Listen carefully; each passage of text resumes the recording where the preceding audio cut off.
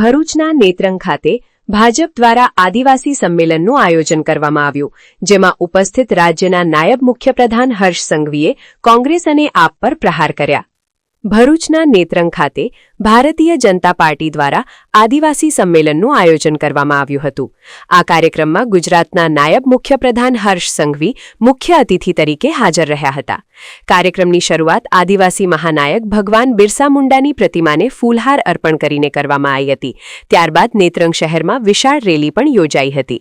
આ સંમેલનમાં કેબિનેટ મંત્રી નરેશ પટેલ, સાંસદ મનસુખ વસાવા, ધારાસભ્ય ગણપત વસાવા, રિતેશ વસાવા, જિલ્લા પંચાયત પ્રમુખ મહેન્દ્રસિંહ વાસદિયા તેમજ જિલ્લા ભાજપ પ્રમુખ પ્રકાશ મોદી સહિત ભાજપના અનેક આગેવાનો અને કાર્યકરો ઉપસ્થિત રહ્યા હતા. કાર્યક્રમ દરમિયાન કોંગ્રેસ અને આમ આદમી પાર્ટીના 100થી વધુ કાર્યકરોએ ભાજપમાં જોડાઈ પક્ષને સમર્થન આપ્યું હતું. સભાને સંબોધતા નાયબ મુખ્યપ્રધાન હર્ષ સંઘવીએ કોંગ્રેસ અને આમ આદમી પાર્ટી પર પ્રહાર કરતા જણાવ્યું હતું કે આદિવાસી વિસ્તારોના વિકાસ માટે ભાજપ સરકાર સતત કાર્યરત છે. તેમણે વધુમાં જણાવ્યું હતું કે આદિવાસી સમાજના સર્વાંગી વિકાસ માટે જરૂરી યોજનાઓ અને સુવિધાઓ ભાજપના શાસનમાં જ શક્ય બન્યા છે. કાર્યક્રમ દરમિયાન મોટી સંખ્યામાં સ્થાનિક લોકો અને કાર્યકરો ઉપસ્થિત રહ્યા હતા. બધા એક સાથે આપણે મુઠ્ઠી વીંચીને હાથ ઉપર કરીને માં ભારતીનો નારો આપણે સૌ લોકો સાથે લગાડીશું. બોલો ભારત માતા કી. આદિવાસી ગૌરવ સંમેલનમાં આજે નેત્રંગ ખાતે હજારોની જનસંખ્યામાં મારા આદિવાસી ભાઈ બહેન યુવાનો નેત્રંગના ચારે ખૂણે એક જ નારો ગુંજી રહ્યો હતો, એક જ ચાલે મોદી ચાલે.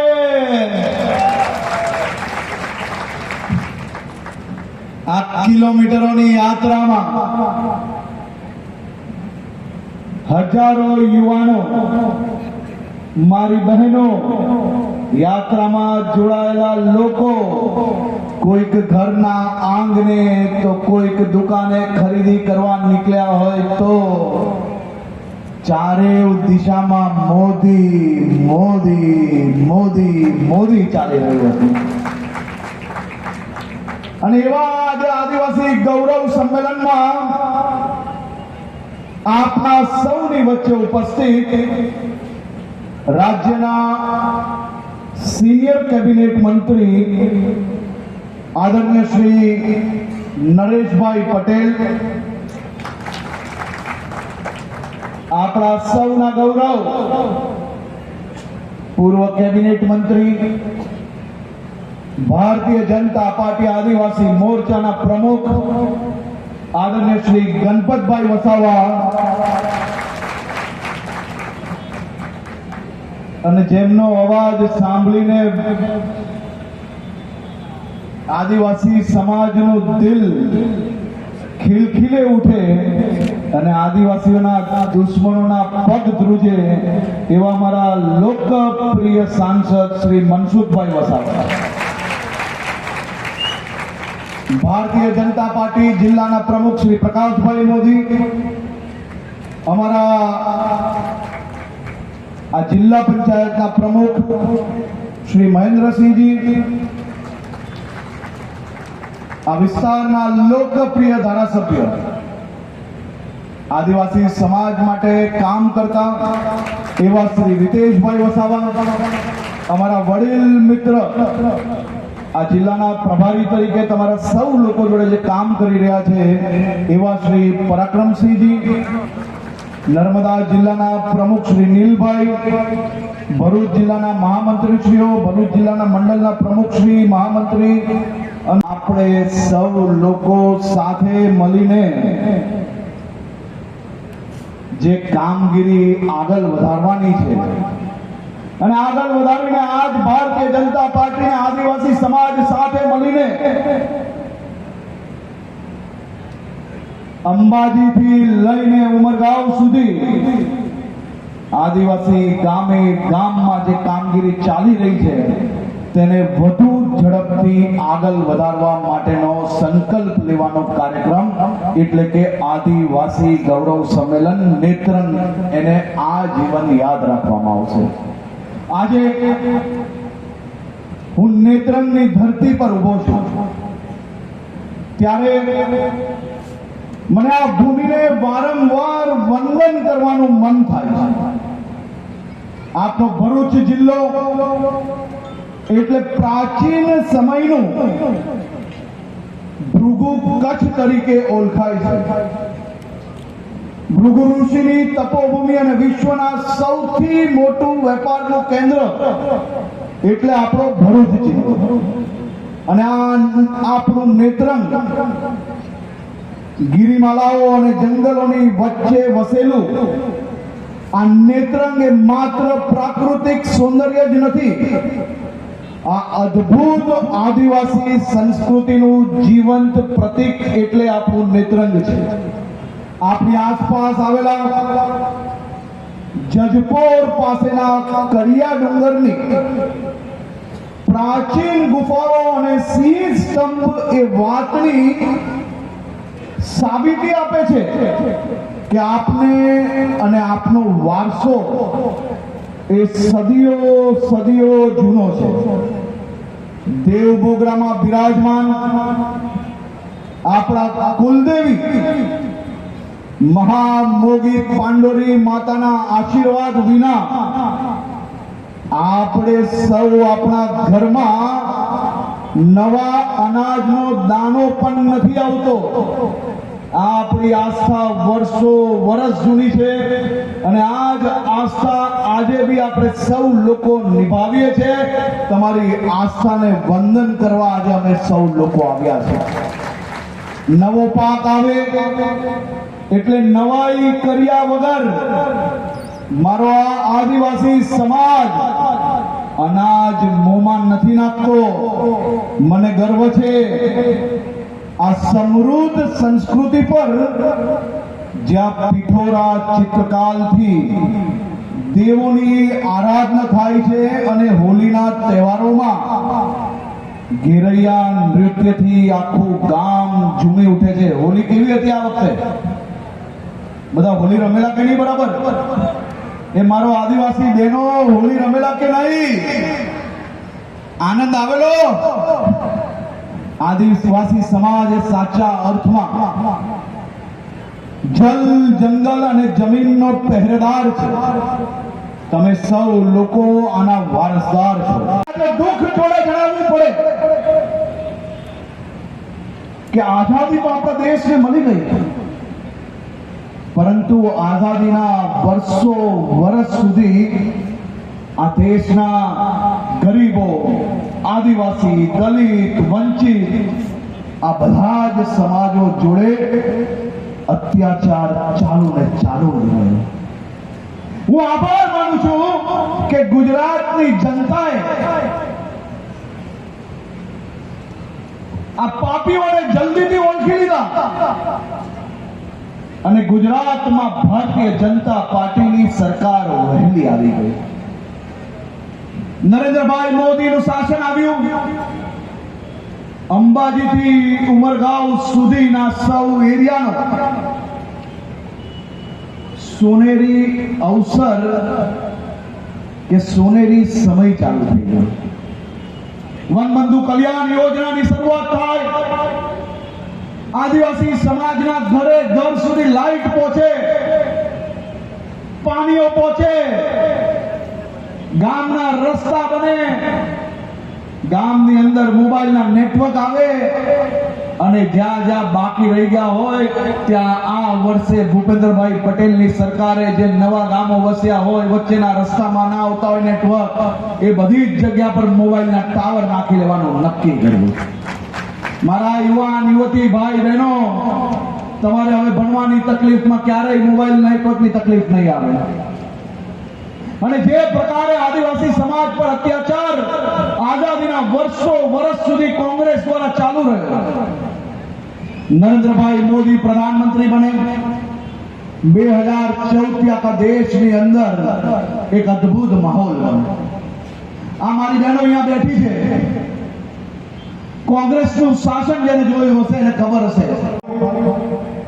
આ ધરતીના આદિવાસીઓએ ક્યારેય કોઈ આદિવાસીઓ વિદેશી તાકાત સામે માથું નીચે નથી ઝુકાવ્યું.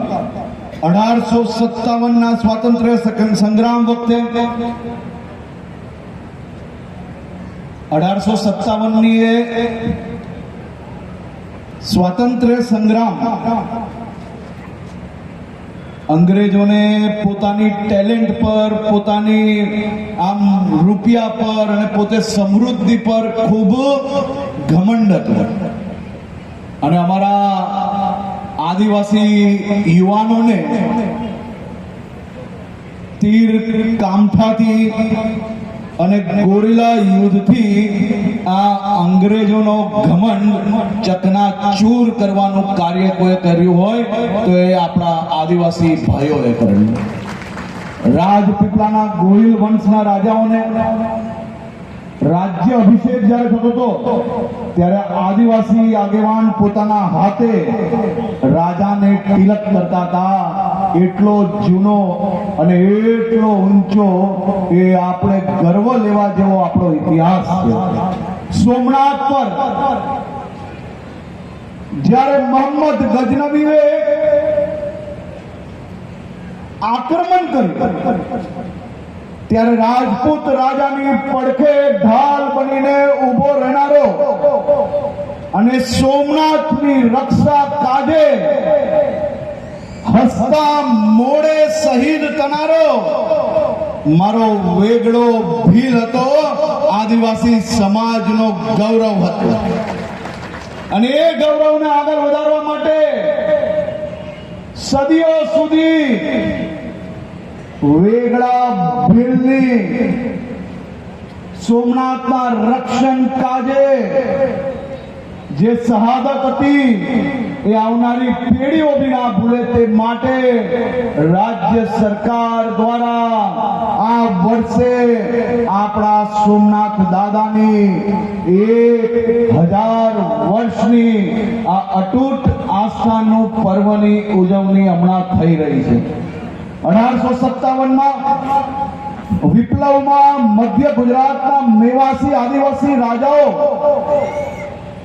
ઝાંસીની રાણીની મદદે પહોંચી ગયા હતા. ક્યારેય અંગ્રેજોને ડાંગની સીમાની અંદર ઘૂસવા નતા લીધા.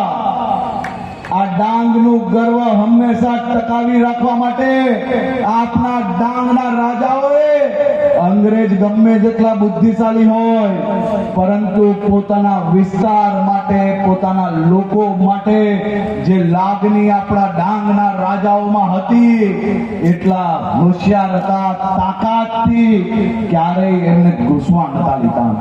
માંગડ ડુંગર પર ગુરુ ગોવિંદના નેતૃત્વમાં 1500 જેટલા ભીલોએ સામી છાતીએ અંગ્રેજોની ગોળીઓ છોડી હતી.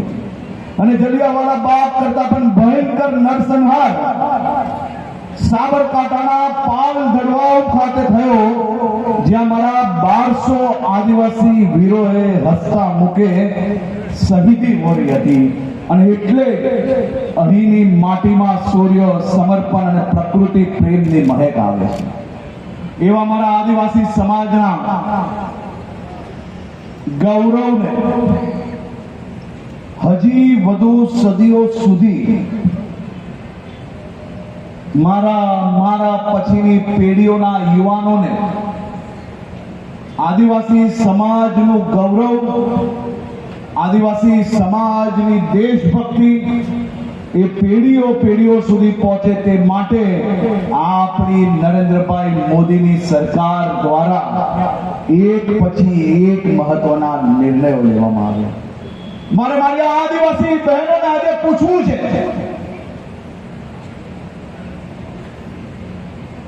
આ બધી મારી યુવાન બહેનો બેઠી છે ને, એને કદાચ અંદાજો નહીં હશે કે સોશિયલ મીડિયાના જમાનામાં સમાજના ભાગલા પાડવાના પ્રયાસ કરતા લોકો અને એમની વિચારધારા વાળી સરકારોએ આદિવાસી સમાજ માટે ઉન્નતિ માટે જે કામ કરવાનું હતું એ કામ કરવાના સમયે આ કોંગ્રેસના રાજ દ્વારા વર્ષ સુધી આપણા આદિવાસી સમાજને માત્ર વોટ બેંક તરીકે જ ઉપયોગ કરવામાં આવ્યો. આઝાદી મળી ગઈ. આઝાદી વખતે આ અનેક ભીલ સમાજના, આદિવાસી સમાજના અને આપણા ભારતીય યુવાઓએ આ આઝાદી મેળવવા માટે જે શહાદત આપેલી,